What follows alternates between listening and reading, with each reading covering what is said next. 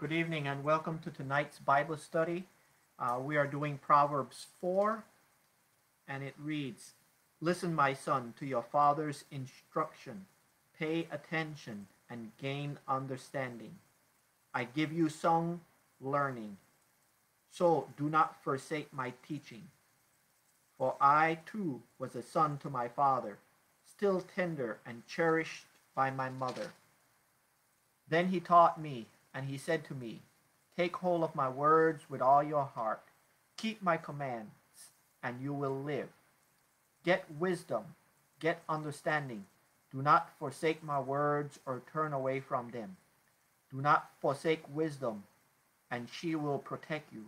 Love her, and she will watch over you. The beginning of wisdom is this: get wisdom, though it costs all you have. Get understanding. Cherish her, and she will exalt you. Embrace her, and she will honor you. She will give you a garland of grace to grace your head, and present you with a glorious crown. Listen, my son, accept what I say, and the years of your life will be many. I instruct you in the way of wisdom, and lead you along straight paths. When you walk, your steps will not be hampered. When you run, you will not stumble. Hold on to the instruction, and do not let go of it. Guard it well, for it is your life. Do not set foot on the path of the wicked, or walk in the ways of the evildoers. Avoid it. Do not travel on it. Turn away from it, and go on your own way. For they cannot rest until they do evil. They are robbed of sleep till they make someone stumble. They eat the bread of wickedness and drink the wine of violence. The path of the righteous is like the morning sun, shining ever brighter till the full light of day. But the way of the wicked is like deep darkness. They do not know what makes them stumble. My son, pay attention to what I say. Turn your ears to my word. Do not let them out of your sight. Keep them within your heart, for they are life to those who find them, and health to one whole body. Above all else, guard your heart, for everything you do flows from it. Keep your mouth free of perversity. Keep corrupt talk far from your lips. Let your eyes look straight ahead. Fix your gaze directly before you. Give careful thought to the paths of your feet, and be steadfast in all your ways. Do not turn to the right or to the left. Keep your foot from evil." So far, we have been going through Proverbs, and we talked about several different things concerning wisdom, knowledge, understanding, etc. And this is the fourth proverb, and in a sense, it's a summary of what we have been talking about. Last week, we talked about the fact that if you gain wisdom and understanding, and you do the right thing in the right way for the right reason at the right time, that your life will be long and that you would be prosperous. And Solomon has been arguing that point. And I especially like verse 7 in this, and I like the King James version of this.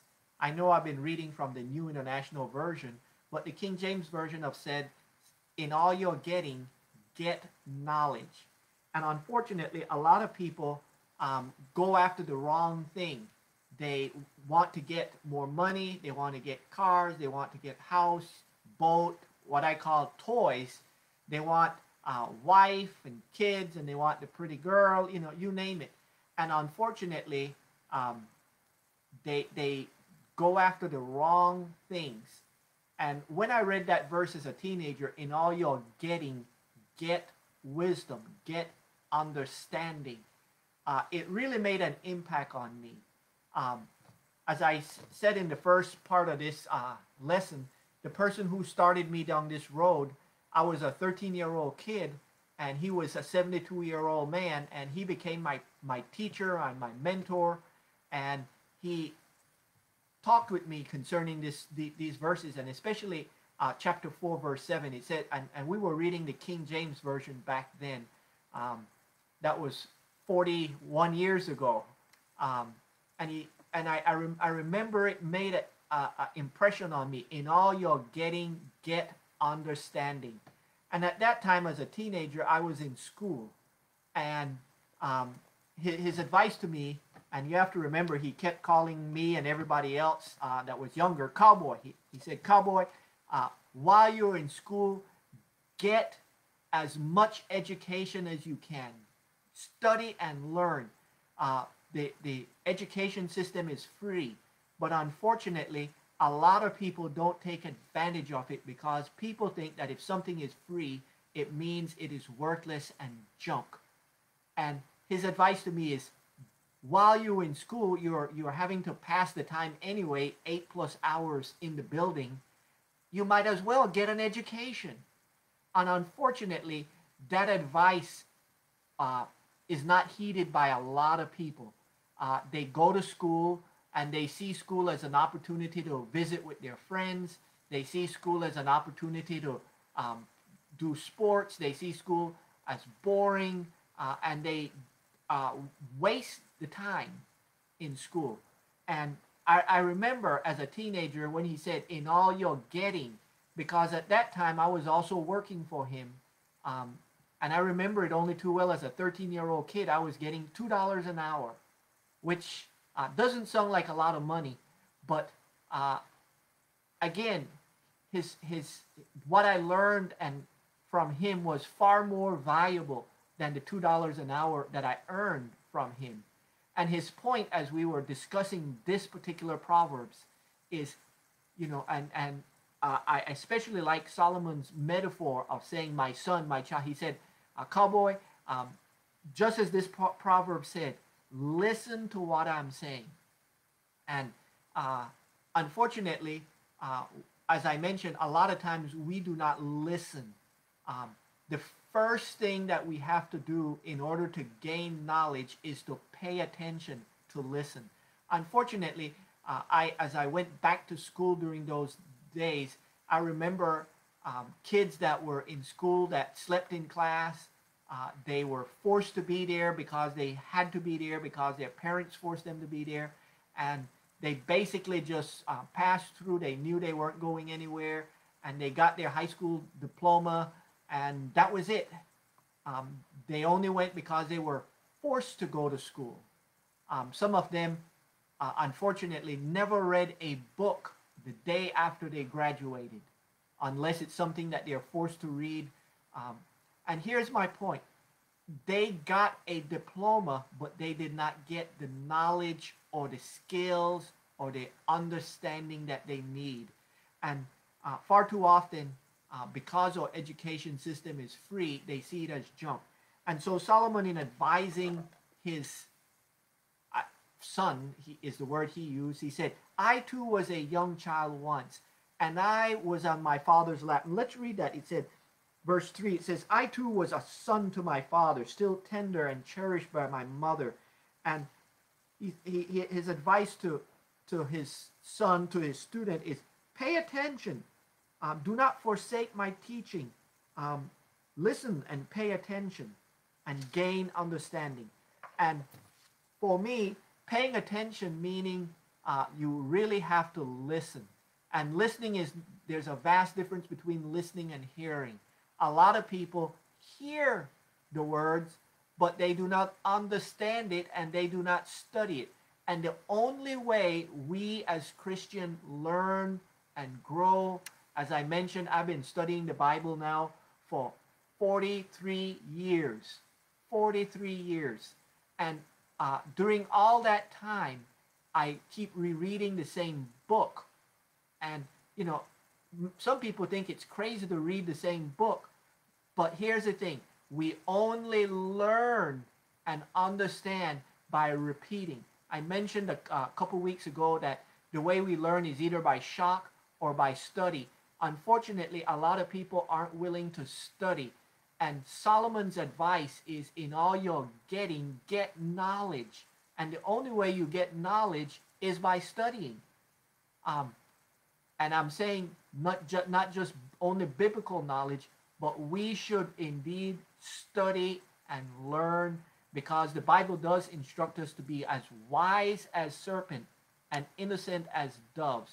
And the way we get wise is by learning. And here's the thing, we are never too old to learn. As a matter of fact, all of us should have a study program, a reading program. My advice to people is this. First, read your Bible daily. There are many people who read through the Bible once a year from cover to cover. If that's the way you want to do it, fine. Or if you want to do where you study, and here's the difference. There's a difference between reading something, just like there's a difference between hearing and listening. There's a difference between reading and studying. Reading, we could just read through it, and we read the words, but we do not study. With studying, we sometimes have to go back over the same passage over and over again until we finally understand it.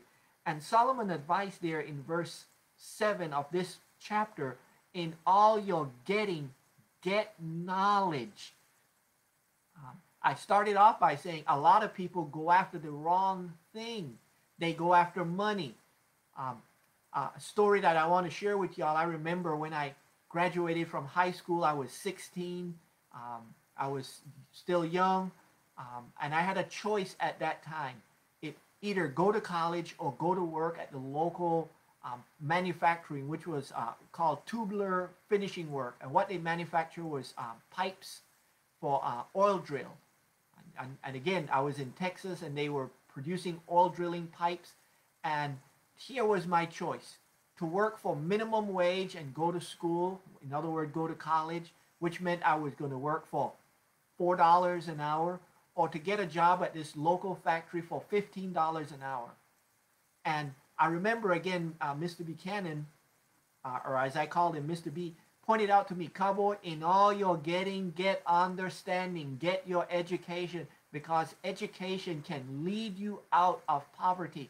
It can make you prosperous. It can make your life better. And I remember clearly as a 16-year-old, the other people in my life, my brothers, my mother, they're especially one of my brothers, he was 3 years older than me, and he said, why don't you come and work with us? $15 an hour. You're making $15 an hour. But I remember, as I said, I heard it first as a 13-year-old kid, and then I repeated this lesson, Proverbs 4, as a 16-year-old kid. In all you're getting, get knowledge, get understanding. And the only way I was able to get that knowledge and understanding was by going to school. And I made the difficult choice as a 16-year-old kid to work for the $4 an hour rather than the 16. And I know I can do math. Let's be realistic. $11 more an hour is a lot of money. But as I fast forward 20, 30 years later, the people who went to work for the money are still working for the money. And I can tell you, the same factory is still in my little hometown of Navasota, and it went from $15 to $30 an hour. But because of my education, the last job I was at, I was earning twice that per hour. And I'm sure if I talked to some of the workers, and including my brother who had a job there, he would tell you he works hard. And when I mean hard, he worked laboring hard for that money that he get paid. And during that 30 plus years, he had been laid off, rehired, laid off, rehired. Whereas when I went on to college and then went to seminary and then went into the government and worked, I truly believe that this passage is a practical advice. In all you're getting, get knowledge, get understanding, get wisdom, learn. As a matter of fact, a lot of people said that education is a key to success. And I want for us to understand that education is indeed a valuable key to success. But along with education, make sure we include the understanding and learning about God. And so my advice to y'all, as I mentioned, is first, yes, study the Bible every day, but also study other things. My advice is I read in a wide variety of areas. I read philosophy, I read history, I read obviously religious stuff, theology, etc. I read finance, I read leadership books, I read, you name the subject, I read medical books, because in all my getting, I get knowledge and understanding. And does it require time and study? Of course it does. But as I say that, I want for us to stop and think. Some of the richest men in the world today, Warren Buffett, Bill Gates, you know how they spend most of their time? Reading and studying. As a matter of fact, they work less than 2 hours per day, even though they're in their office for 10 hours or more. And most of the time, what they're doing is reading and studying and getting knowledge. Because in all they're getting knowledge leads you to getting the other things in life. And so education is indeed a key to success. So Solomon's advice to his son, to his student is, he taught me, and he said to me, take hold of my words with all your heart. Really focus and take hold of it. As I mentioned, our school system, most of the kids are daydreaming through the class and are waiting for the bell to ring so that they can go and talk with their friends and do other things. And Solomon's advice is, get wisdom, get understanding. Do not forget my words or turn away from them. Do not forsake wisdom. She will first protect you. Love her, and she will watch over you. And so again, you know, Solomon keeps going on and on about get wisdom, that at all costs. As a matter of fact, verse 7 in the NIV says, get wisdom, though it costs all that you have, get understanding. And I can truly say that, you know, it cost me financially as a teenager, but in the long run, by getting wisdom and understanding and knowledge and going on and on, it has paid tenfold and even more. As Solomon writes, cherish her and she will exalt you. Embrace her and she will honor you. She will give you a garland to grace your head and present you with a glorious crown. And I can say that my life has been far better because of taking the time to study. And here's the thing. I spent 4 years in college, 3 years in seminary. But since I left college and seminary, I have learned a lot more by studying even today. Each and every day, not only do I study the Bible, but I read something from all different areas in order to learn and grow, because again, this passage really took hold of me as a teenager. In all you're getting, get knowledge, get understanding, learn, because what you don't know can indeed hurt you. You know, and a lot of people go, oh, ignorance is bliss. No, ignorance is not bliss. What you don't know can hurt you. Solomon continues and said, I instruct you in the ways of wisdom and led you along straight paths. When you walk, your steps will not be hampered. When you run, you will not stumble. Hold on to these instructions. Do not let go of them. Guard it with your life. And so I know, you know, even though I've been out of college and seminary now 30 years, I can tell you, we do indeed need to guard studying and learning and growing with our lives. As I point out, we are always changing. The question, are we changing for growth, or are we just changing for change's sake? And I made a comment. Growth is equal change, but change is not equals to growth. The world is changing. As a matter of fact, this has been a chaotic year. I celebrate with y'all my 1-year anniversary today as your pastor. I came to Ottertail, Richville 1 year ago, July. And I can tell you that it's been a joy and privilege, and I continue to study because not just for you all, but for my personal growth. And indeed, the more I learn, the more I earn and the more I grow. And that's what Warren Buffett, Bill Gates, and all these other billionaires point out, that they study and learn because the more they learn, the more they can earn. Goes on and talks about don't follow evil doers. He said, verse 15, avoid evildoers. Do not travel on it. Turn away from it and go on your way. For they cannot rest until they do evil. And so, again, Solomon points out there's two ways to live. You can either follow God and do what is right, or you can follow the evildoers. It's your choice. And we as Christians believe the choice is a simple one. Follow God. He goes on and said, the paths of righteousness is like the morning sun, shining even brighter till the full day. And he compares that to the wicked who are in darkness. And here's the thing I want for us to understand. Not only evil acts put you in darkness, but lack of knowledge is a sense of darkness. Not to know, not to understand, limits our ability to respond and to live our lives. And so verse 20 points out, my son, pay attention to what I say. Turn your ears to my words. And that's a good metaphor. Turn your ears. In other words, listen. And unfortunately, as I mentioned, our education system have failed us, and the kids have not got it. I keep telling all the kids that I have opportunity to talk with, while you are in school, you might as well get an education. You might as well pay attention. Learn as much as you want. You have to be there anyway. Unfortunately, many of them don't focus and don't pay attention, don't listen, don't study.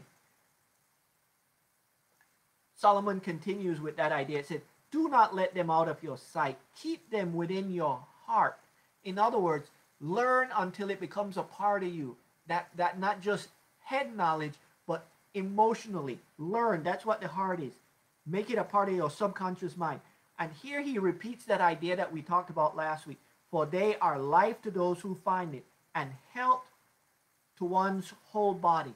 In other words, my belief, and the Bible teaches, and again, it's not a health and wealth gospel, but if you do things God's way, you do live a better life, a healthier life.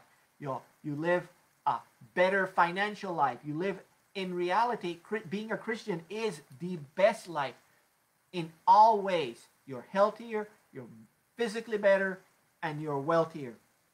He said, above all else, guard your heart, for everything you do flow from it. And again, he's not talking about that organ that pumps, but your subconscious mind. And let's talk about that for the last few minutes that we have here. We have 8 minutes before this Bible study is up. A lot of people don't realize that, if, as Zig Ziglar said, if you put garbage into your mind, garbage will come out. And so what we're saying today is, instead of putting garbage into your mind, and some people just kind of daydream and watch trash or read trashy books or watch TV and vegetate, that's not what we're talking about. We're talking about, as Christians, we should not vegetate, but we should study and learn and grow and put good things in our lives. And the best thing that we can put in our lives for us to grow is obviously, first, the Bible, and second, good information. Because garbage in, garbage out, but if you put good things in, good stuff will come out. And so that's what Solomon says, above all else, guard your heart. And for me, the heart is your subconscious mind. Unfortunately, a lot of people leave their subconscious mind open to suggestion. As a matter of fact, we read and listen to the news. And here's my advice to y'all. I don't listen to the news. I read a few things about the news, the highlights, to know what's going on. But I'm not inundated by it. I don't listen to it 24/7. I mean, let's be realistic. Fox News, CNN, ABC, all of them have these 24/7. And most of the news are negative. Put negative things in, what will come out of your life? Negative. And so we as Christians need to be putting good things into your life. Paul's advice to us is whatever is good, whatever is prosper, put those kind of things into your life. Think about those things. And so that's what I really think here is, above all, guard your heart, for everything you do flows from it. And so if we put good things into our mind and think good thoughts and do good things, everything will be good. But it starts first with our thinking. And he goes on, and I like this practical advice from Solomon, verse 24. Keep your mouth free from perversity. Keep corrupt talk from your lips. I remember, again, I was a teenager when Mr. Buchanan or Mr. B gave me the advice. He said, Cowboy, instead of cursing, there are better ways to express yourselves. The English vocabulary has a large vocabulary, and you can express your ways more accurately without cursing, without adding all these expletives. He said, keep your mouth, and we know what James writes, that the tongue can either be good or bad, used for good or bad. He said, keep your mouth from cursing. Do not have perverse things, and keep corrupt talk from your lips. Then Solomon again give good advice. Let your eyes look straight ahead. Fix your gaze directly before you. Unfortunately, too many of us are looking around, listening to the news, paying all these attention to other people. And reality is, we should just pay attention to what we are doing and focus upon what God wants us to do and do God's will instead of going all over the place. I think Jesus' words to us is, straight and narrow is the way that leads to life, but broad and wide is the way that leads to destruction. Too many of us are running all over the place rather than focusing ourselves and our attention on our own business. My advice to people, this is, mind your own business. Focus on what you have and your needs. As a church, we need to focus on what we need to do as a church. We don't need to be listening to all this, talk show stuff and all these opinions. And I use the word opinions because, let's be realistic, it's other people's opinion. And so Solomon's advice is, let your eyes look straight ahead. Let your gaze fix directly. Give careful, and here's the key to it, give careful thoughts to the paths of your feet. Give careful thoughts. And the only way you can have careful thoughts is first by learning and reading, so that you can have a wide variety. And my advice to y'all, this is the advice I took as a teenager, is I believe in lifelong learning. Lifelong learning. In all you're getting, get knowledge. Lifelong learning is, in all my getting, I got knowledge. And the more knowledge I got, I have been blessed with money, health, family, you name it. And that's the Christian thing. It's not health, wealth because you believe in Jesus Christ and God's going to bless you and stuff. No, it requires work, it requires study, it requires time. So anybody that tells you health, wealth, gospel, and prosperity is just because you become a Christian is lying to you. It requires work and study, and it requires you, as it says, give careful thoughts. Unfortunately, a lot of people don't think. They just accept other people's opinion. My advice to you is, think for yourself. Get the knowledge for yourself. Study for yourself. I understand that we are studying and learning, and some of y'all appreciate what I'm saying, but in reality, read the words for yourself, study it for yourself, learn it for yourself, think for yourself. My advice is always, don't just accept it because I, as your pastor, say it. Rely upon God and the God-given abilities that God have given you. Think for yourself.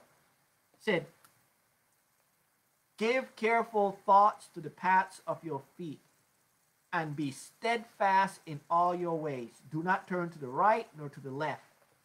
And I want for you to know that I encourage y'all. That's why I like this time. It's Bible study. I lead the study. I wish we had it where we were in a room so y'all can ask questions and we can talk back and forth. But here's the thing. As I mentioned to y'all, God only have children, not grandchildren. So you yourself have to keep your eyes and you'll focus upon God and spend that time with God yourself. And I appreciate the time. I know it's almost 30 minutes is up. If you have any comments or any questions, I really think that we should indeed, in all our getting, make sure we get the right thing. And that is getting the right relationship with God first, and get knowledge and wisdom that comes from God. Keep your eyes and focus upon Jesus. Thank you all. I will end the video for the 30 minutes is up, and I will see y'all, some of y'all Sunday. Rosalie reminded me I need to make a couple of announcements. The first one is this Sunday is Communion Sunday. An email was sent out. Please sign up. If you're at Ottertail, it's 1:30 to 2:30. If you're Richville, it's 3:30, 4. Please sign up for those times, because that way we can fill the time. But again, email was sent out. The way we're going to do it, we're going to keep 14 feet apart inside the building. You will have it preset. As I mentioned, you will wear your mask. The only time you'll take off your mask is for you to take and all we're doing is the communion service, which will take about 5 minutes. The reason for the other 25 minutes is to get in, and for cleaning in between, and each and every person will sit at their own table, or a couple will sit at the table, and their bread and their juice will be at their table, so that we won't have any of those other issues with contamination or something. Again, we're going to do this to be safe, and also for us to have in-person communion.